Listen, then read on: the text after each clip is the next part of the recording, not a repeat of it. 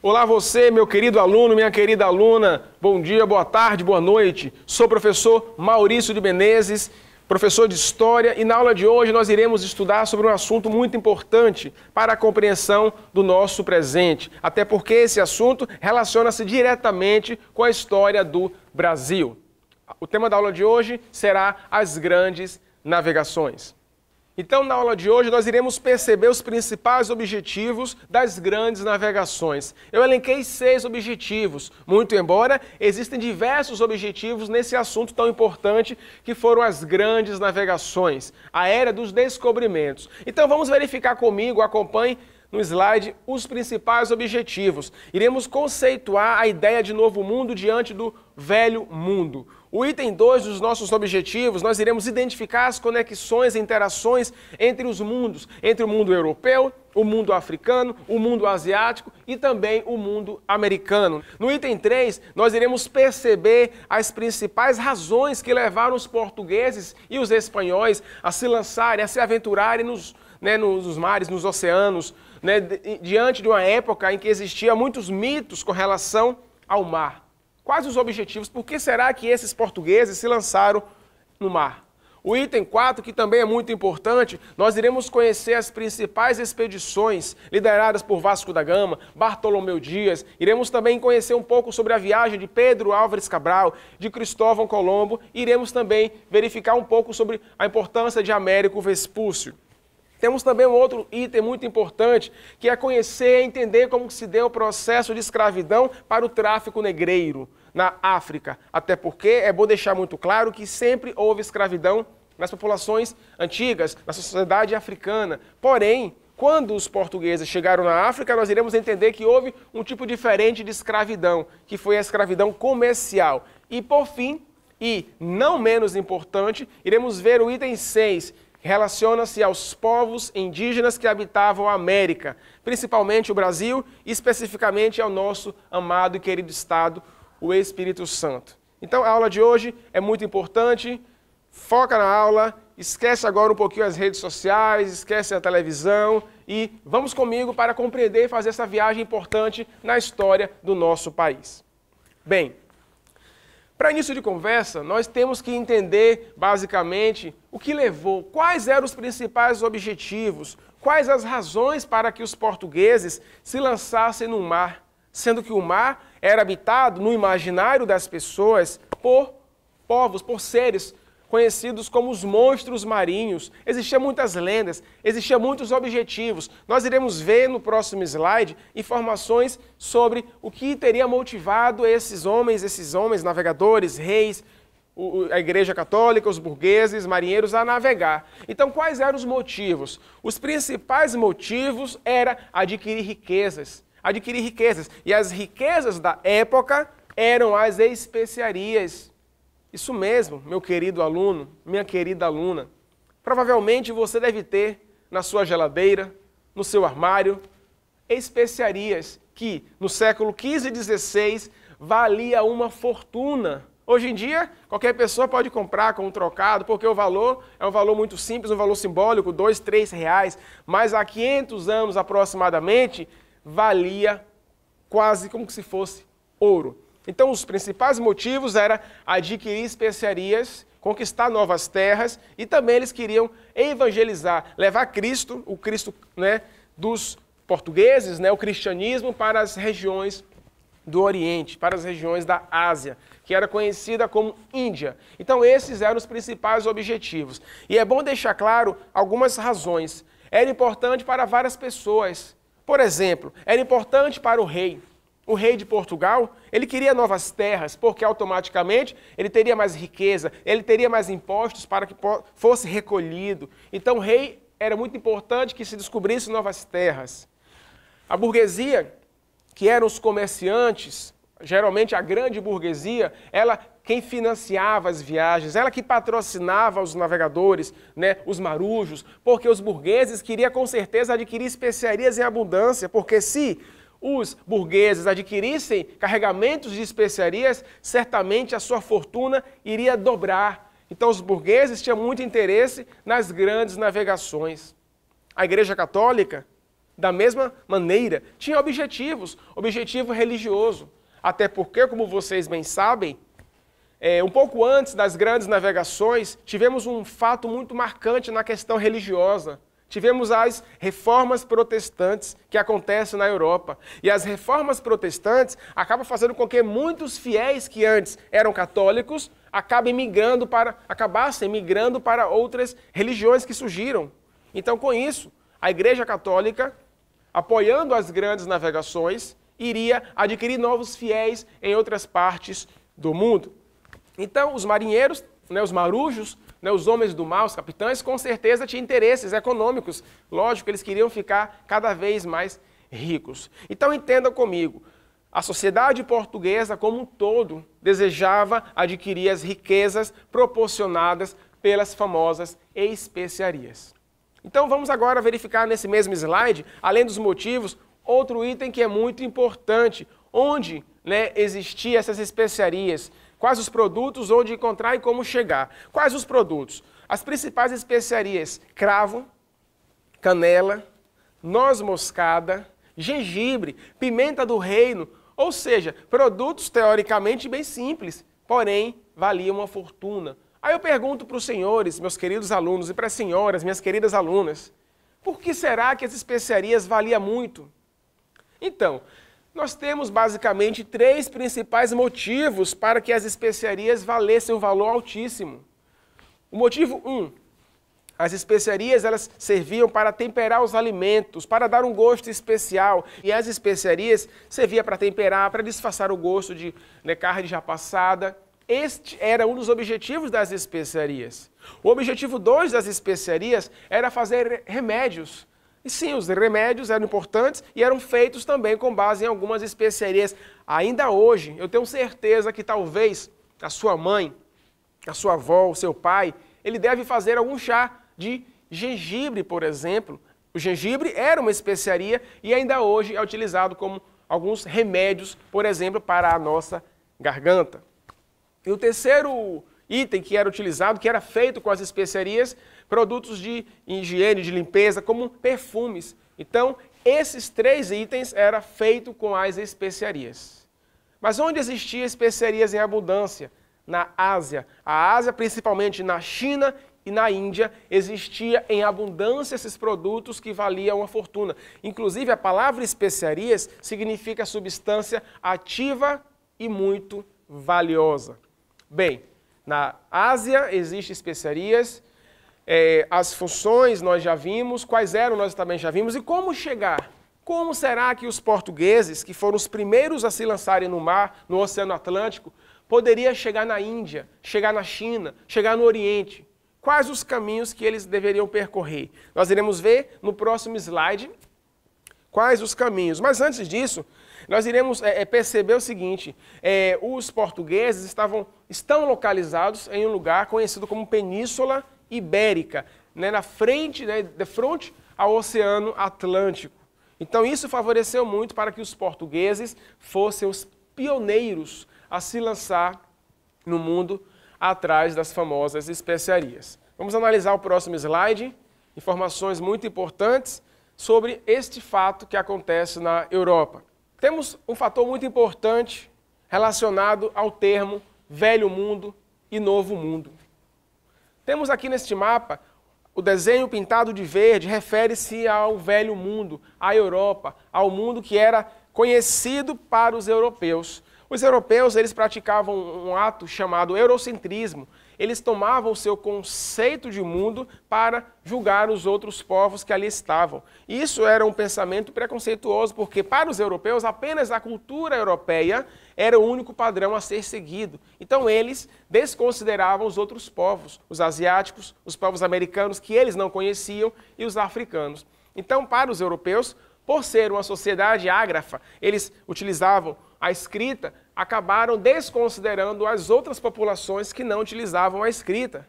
Por exemplo, os africanos, era muito forte a história oral, que era passado de geração a geração. Eles não valorizavam a tradição escrita. Então, os europeus, por valorizarem a tradição escrita, acabou cunhando o modelo padrão para todo o mundo. Então, eles eram considerados o Velho Mundo. e depois parte da África, o norte da África e também uma parte da Ásia. Quando eles começam a descobrir novas terras, como a América, por exemplo, tem um novo nome, que é chamado de Novo Mundo. O Novo Mundo, nós iremos ver mais à frente, que depois passou a ser chamado de América. Mas quando ele foi conquistado pelos europeus, eles chamaram de Índia, porque Cristóvão Colombo acreditou que estava indo para a Índia e achou que estava na Índia. Por isso que chamou os habitantes da América de índios. Portanto, o nome índios é o nome genérico. O nome correto pode ser nativo ou indígena, que significa aquele que nasce naquela região. Então vamos retomar. Por quais motivos Portugal foi o primeiro país a se lançar no oceano em busca das especiarias? Vamos ver no próximo slide, o slide que mostra o mapa e as rotas que os navegadores realizavam. Acompanhe comigo no próximo slide essa informação. Aqui nós temos, nesse mapa, nós podemos ver as principais rotas comerciais que foram desenvolvidas na época. Nós temos, né, as setas dos principais navegadores. Nós temos a rota de Bartolomeu Dias, a rota, né, de Cristóvão Colombo, temos a rota de Vasco da Gama e também a rota de Pedro Álvares Cabral. Essas eram as principais rotas e foram os principais navegadores que foram descobrir novas terras. Mas eu acabei não falando por que Portugal foi o primeiro país. Eu falei da localização geográfica, mas temos vários outros motivos que levaram os portugueses a serem a primeira nação aí na Índia, contornando o sul da África.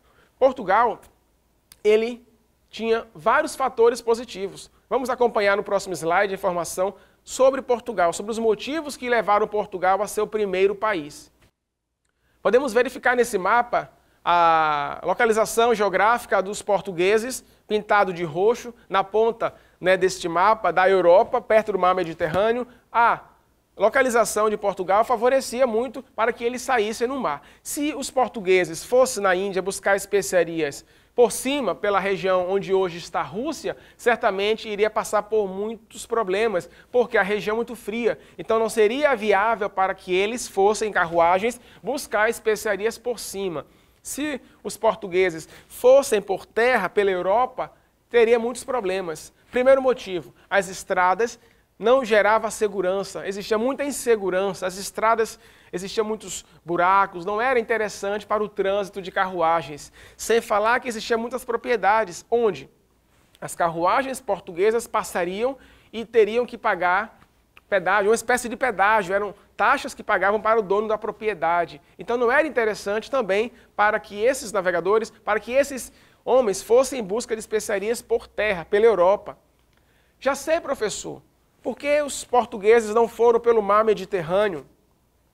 Seria interessante pelo mar Mediterrâneo. Porém, os italianos, eles já tinham monopólio dessa região. As cidades italianas, como Gênova, Florença, Veneza, eles já mantinham a exclusividade do comércio pelo mar Mediterrâneo com a Ásia. Eles que tinham esse controle. Então, se os portugueses ousassem passar pelo mar Mediterrâneo, certamente teriam um problema. Poderia haver alguma guerra, então algum conflito. As embarcações portuguesas poderiam ser abatidas.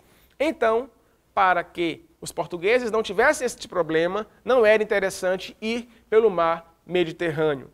Um outro caminho, já sei, professor, por que os portugueses não iam pelo norte da África? Seria interessante se no norte da África não tivesse o deserto do Saara. Então Portugal não poderia ir pela Rússia, não poderia ir pela Europa, não poderia ir pelo mar Mediterrâneo, não poderia ir pelo deserto do Saara, que é o norte da África. Por que deserto? Vocês sabem. Durante o dia, meus queridos alunos, minhas queridas alunas, o calor é um calor muito forte. É difícil a pessoa conseguir andar neste calor do deserto. E durante a noite, a temperatura cai assustadoramente. Portanto, era inviável que os navegadores, que não eram navegadores, seriam homens que iam em busca das especiarias, era impossível ir pelo norte da África.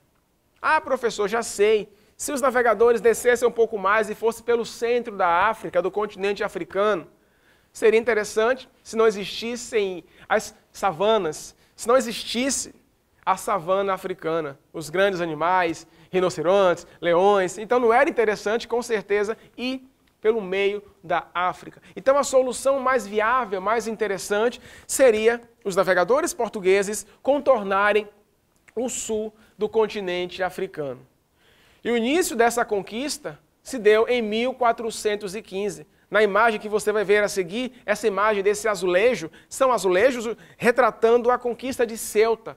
Essa região na África, Ceuta, era uma região muito próspera, era uma região muçulmana, que tinha muitas caravanas de marfim, de ouro que vinha mais ao sul da África, tinha também produtos que vinham do mar Mediterrâneo, ou seja, do Oriente para essa região de Ceuta. Portanto, Ceuta era uma região muito próspera. E em 1415, no início do século XV, o rei de Portugal, D. João I, manda uma expedição de quase 30 mil homens para que pudessem saquear, tomar aquela cidade. E eles começam o ataque na madrugada, às 2 da manhã, e eles conseguem tomar a cidade. E logo eles mudam os símbolos que antes era uma cidade muçulmana, passa a ser uma cidade cristã. Eles acabam transformando a mesquita em uma igreja cristã. E a partir daí, da conquista de Ceuta, os portugueses marcam o início das grandes navegações. Podemos ver a seguir informações relacionadas ao mapa. Vamos analisar aqui as principais viagens dos grandes navegadores. Temos nesse mapa, a primeira rota é de Bartolomeu Dias. Bartolomeu Dias, ele sai de Portugal, com destino à Ásia, contornando o sul da África. E ele vai contornando, ele vai descendo, para em algumas feitorias na África que foram estabelecidas para que pudessem consertar as embarcações e para que pudessem adquirir mais suprimentos, e ele continua a viagem. E na região do extremo sul do continente africano, eles não conseguem passar por muitas dificuldades. E ele acaba voltando, ele tenta mais uma vez, ele se afasta um pouco do extremo sul do continente africano e ele consegue ultrapassar. Era 1488. Logo depois que ele ultrapassa essa região, ele batiza essa região de Cabo das Tormentas. Cabo das Tormentas, você me pergunta por qual motivo? Simples, por conta das grandes ondas que existia nessa região. Era muito difícil os navegadores ultrapassar, até que Bartolomeu Dias consegue ultrapassar. E o que Bartolomeu Dias faz logo em seguida? Ao invés dele continuar a viagem até chegar em Calicut, até chegar na Índia, ele retorna, ele volta. Por qual motivo será que Bartolomeu Dias, com a sua frota, retorna para Portugal? Muito simples. A insegurança, a incerteza, as avarias que as embarcações haviam sofrido. Então, os marinheiros, os marujos, recomendaram a ele que deveria retornar. Não era prudente continuar a viagem. Então eles acabam retornando para Portugal. 10 anos depois, uma outra frota de Portugal, agora liderada por Vasco da Gama, isso mesmo, Vasco da Gama, um grande navegador português, com destino a Calicut, na Índia.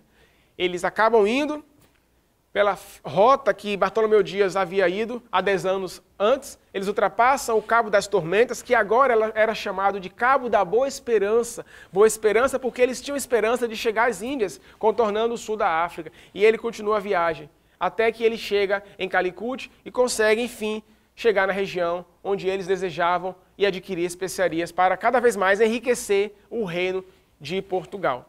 Então esses dois navegadores foram dois grandes homens que fizeram com que Portugal saísse na frente no processo das grandes navegações para que chegasse nas Índias por uma nova rota. Tivemos um outro navegador muito importante. Esse navegador nasceu na cidade de Gênova, na Itália, e ele estudou muito os livros de Marco Polo. Marco Polo foi um viajante que na Idade Média acabou indo na Índia e deixou registrado essa viagem. E este livro era um livro que servia de exemplo para muitos homens do mar. E Cristóvão Colombo, lendo este livro, ele sentiu um desejo, uma vontade de chegar nas Índias, porque segundo Cristóvão Colombo, de acordo com o livro, estudos sobre o que ele pensava, dizia que ele tinha que chegar na Índia para que pudesse levar Cristo ao grande Khan, ao grande imperador da Índia. E Cristóvão Colombo, ele não poderia chegar para os burgueses e falar assim: ô burguês, eu preciso ir na Índia, eu quero que você me patrocine, eu vou levar Cristo, eu vou evangelizar. Certamente, meus queridos alunos, os burgueses não iriam ajudar. Então Cristóvão Colombo, ele precisou dar uma justificativa. Burguês, me ajude, comerciante, eu preciso ir à Índia adquirir especiarias. Mas o principal objetivo de Cristóvão Colombo, segundo o livro de Tzvetan Todorov, um livro muito interessante, A Conquista da América, A Questão do Outro. Nesse livro, de acordo com fontes históricas, o principal motivo que levou Cristóvão Colombo a navegar era questão religiosa. Ele se sentia como se fosse uma nova cruzada, porém, ele tinha que dar uma outra desculpa, porque senão não conseguiria patrocínio. Então ele não consegue patrocínio com os burgueses, ele não consegue patrocínio com a igreja. Finalmente, a rainha da Espanha, muito bem, a rainha Isabel de Castela, atende Cristóvão Colombo e aceita patrocinar as suas viagens. E Cristóvão Colombo acaba depois recrutando homens do mar para que fossem com ele nessa expedição. E Cristóvão Colombo consegue 3 embarcações com a rainha da Espanha, Isabel de Castela. E ele sai do porto de Palos, na Espanha, em 1492. Ele viaja e, segundo Cristóvão Colombo, ele tinha que navegar sempre a oeste, porque, segundo ele, navegando a oeste, ele chegaria nas Índias, isto é, uma nova rota. Porém, meus queridos alunos, minhas queridas alunas, o que nós podemos ver nesse mapa é que se ele navegasse sempre a oeste, ele iria chegar no continente que os europeus não conheciam. Eles chegariam na América. E isso aconteceu no dia 12 de outubro de 1492. Isso mesmo, Mila chega à América.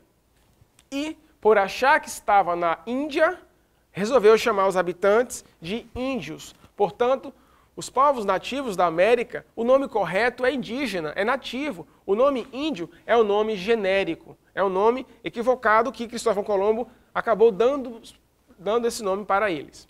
Pois bem, depois disso, nós tivemos um acordo muito importante entre Portugal e Espanha. Tivemos uma bula intercétera. A bula intercétera foi um acordo firmado entre Portugal e Espanha em 1493, dividindo as terras recém-descobertas. A parte oeste seria da Espanha e a parte leste e a costa da África seria de Portugal. Só que Portugal, olhem comigo, essa linha aí, 1493, no primeiro acordo, a bula intercétera, Portugal estava em um grande prejuízo, porque não teria nenhuma possessão na América, nas terras recém-descobertas. Então o rei de Portugal ameaçou pegar em armas, fazer uma guerra contra a Espanha. Então a Espanha decidiu fazer um novo acordo. E reunido com o Papa, na cidade de Tordesilhas, na Espanha, eles fazem o acordo mais conhecido, o Tratado de Tordesilhas, de 1494, um ano depois da bula intercétera. E esse acordo, sim, dividia as terras recém-descobertas, uma parte seria da Espanha, a parte oeste, depois da linha do Tratado de Tordesilhas. E a linha a leste, a costa da África, e essa parte que seria o Brasil, ficaria com a coroa lusitana, isto é, com a coroa de Portugal. Esse acordo foi um acordo entre Portugal e Espanha. Porém, outros países ficaram de fora desse acordo. Inclusive, o rei da França, ele questionou, eu queria ver o testamento de Adão, dividindo as terras entre Portugal e Espanha. Ele questionou de forma irônica, simplesmente porque o francês, a França, o rei da França, eles ficaram de fora da partilha do Tratado de Tordesilhas. Eu acredito que se a França participasse dessa divisão, com certeza ele não falaria nada. Bem, então nós verificamos as 3 grandes viagens. Vasco da Gama, Bartolomeu Dias, Cristóvão Colombo. E tivemos também Pedro Álvares Cabral em 1500. Pedro Álvares Cabral sai de Portugal com destino a Calicut, na Índia, e se afasta demais da costa africana. Segundo estudos e relatos da época, ele se afastou porque a costa, o litoral africano, é muito turbulento, as ondas são gigantes. Então, para evitar alguma avaria, ele se afastou. Ele se afastou tanto que ele acabou chegando em Porto Seguro, meus queridos alunos. Aí eu pergunto para você, durante muitos anos, houve-se um questionamento. A chegada da frota de Pedro Álvares Cabral ao Brasil foi de maneira intencional ou foi por acaso?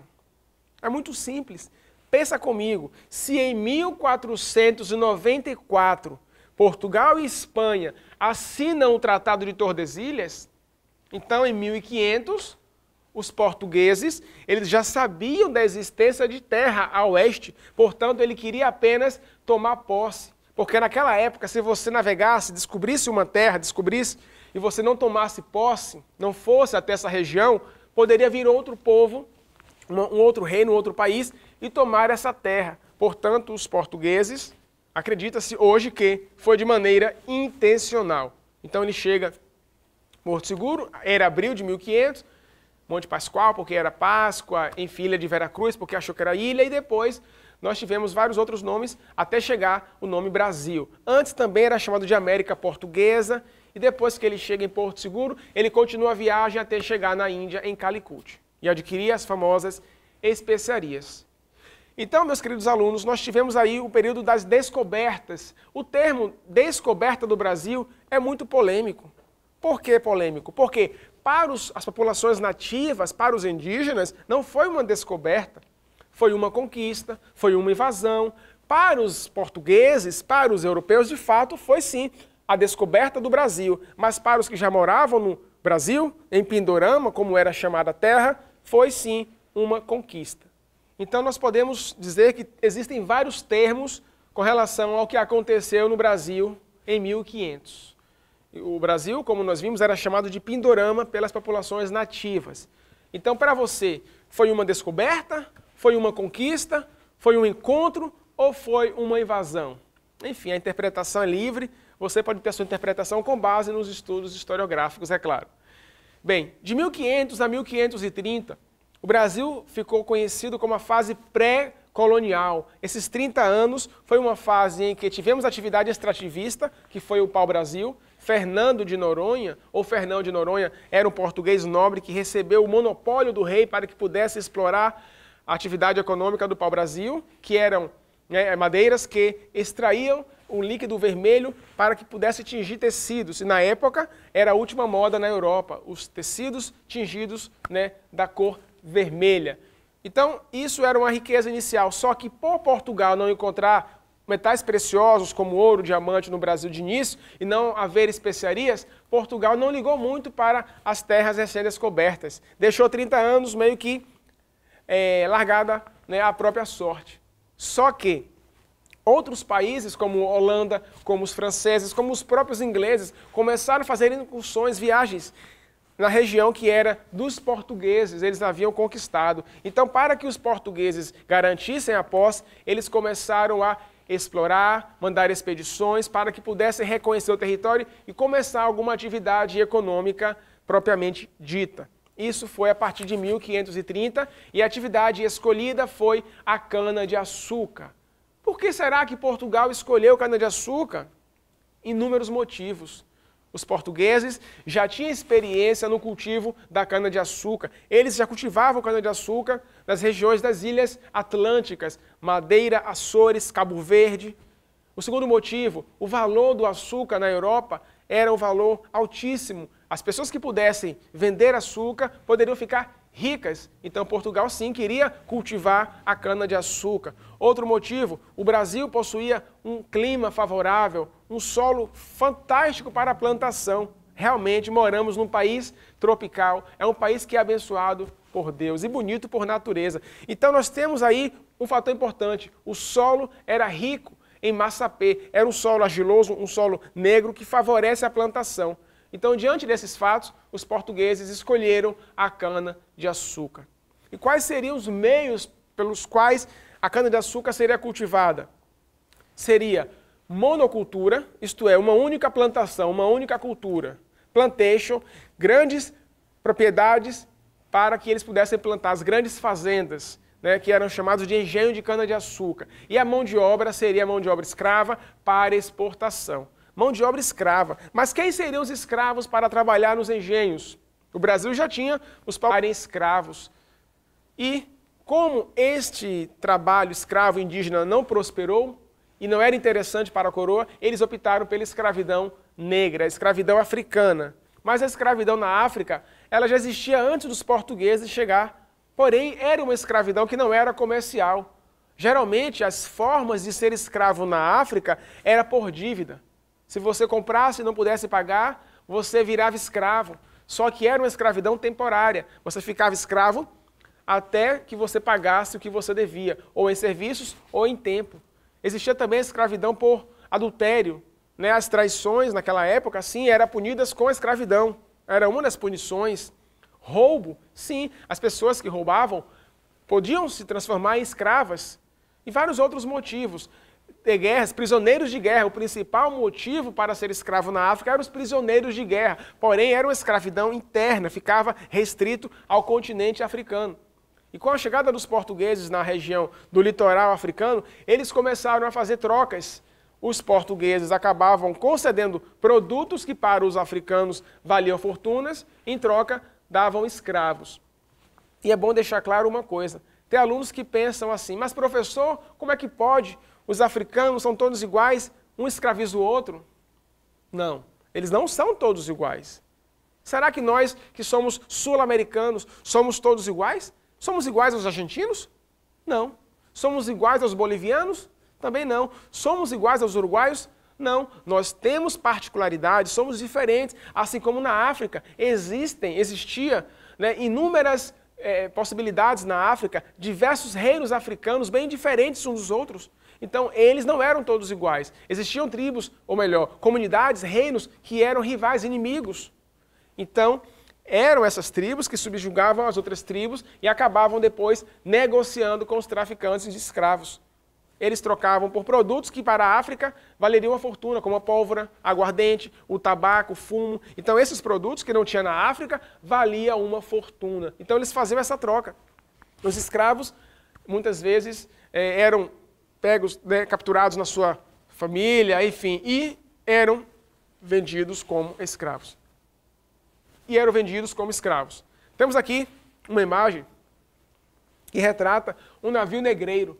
Essa imagem mostra os escravos na travessia até que eles chegassem na América. Aproximadamente 13 a 14 milhões de africanos foram trazidos para a América.